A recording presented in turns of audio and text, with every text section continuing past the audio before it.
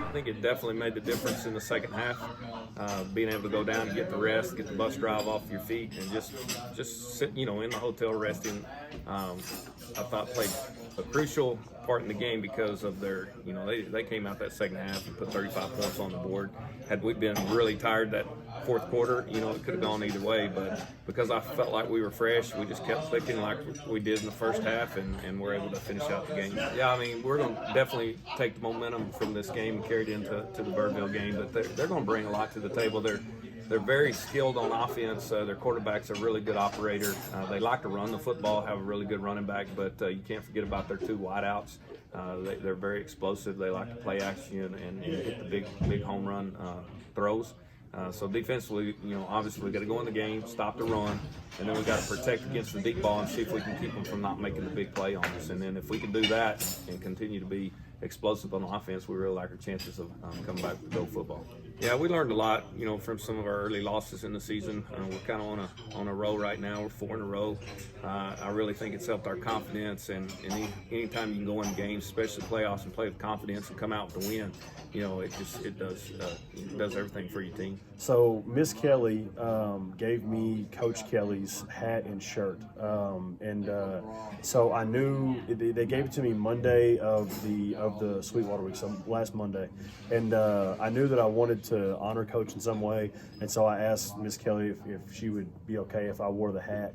And it was just a way to honor Coach and everything that he's done for this community and the East Side and Estacado. And, no matter how long I'm here or any other coach or how many championships you win or state titles or anything like that, it's Coach Kelly's program, and he's the one that built it. And so that's, to me, what you honor. And I felt like wearing his hat against Sweetwater, a team that he had, some great games against, was an awesome way to honor it. And I plan on wearing it throughout the rest of the playoffs, which I hope continue for a long time, and then putting it up in a special place somewhere where I can always remember Coach by.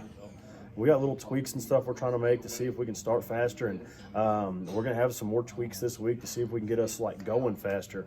We talk a lot about, it's probably not politically correct, but about throwing the first punch. If you go walk into a fight, don't get hit and then hit back, hit somebody first. And so that's how we want to start this week, is we want to throw the first punch and make them counter to what we're doing. We've been really good all year at countering back and then kind of eliminating that opponent.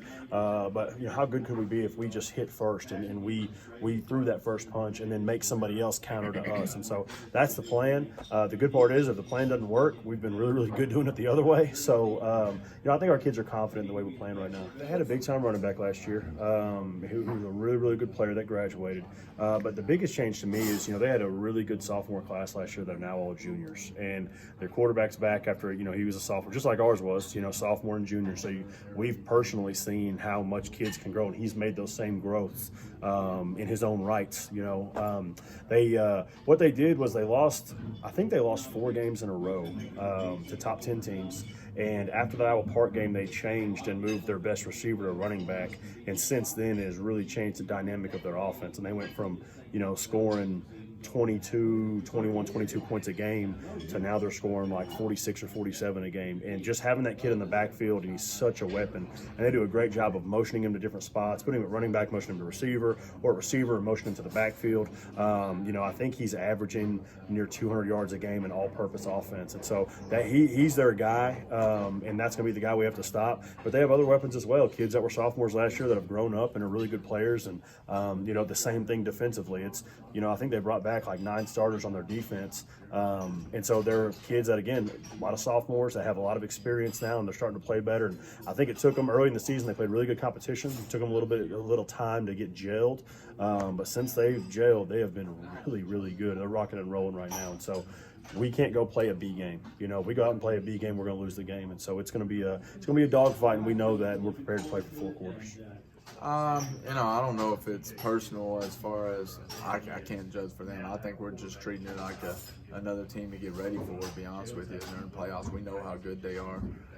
But we also playing them 2 times gives us a little bit of idea what to expect. I think if we'd have went up there in 2017 or 16, whenever we were 13-0 at that time, hadn't played them, I think we'd have given ourselves a better chance to win that game. So, you know, playing them has certainly been an advantage for us, or give us an idea of what we can plan for.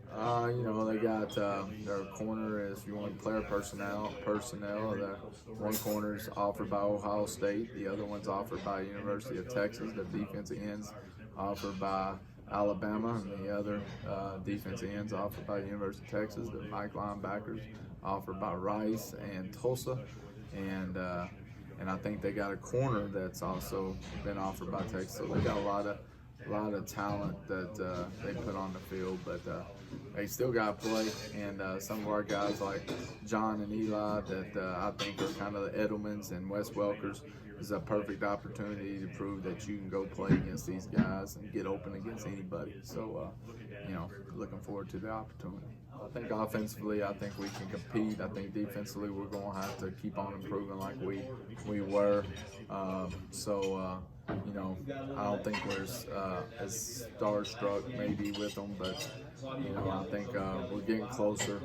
But we'll see on this week. You know, we have to play the game on Saturday. But I think on offense, we can compete against a lot of teams, and I think defensively, we're getting better and better.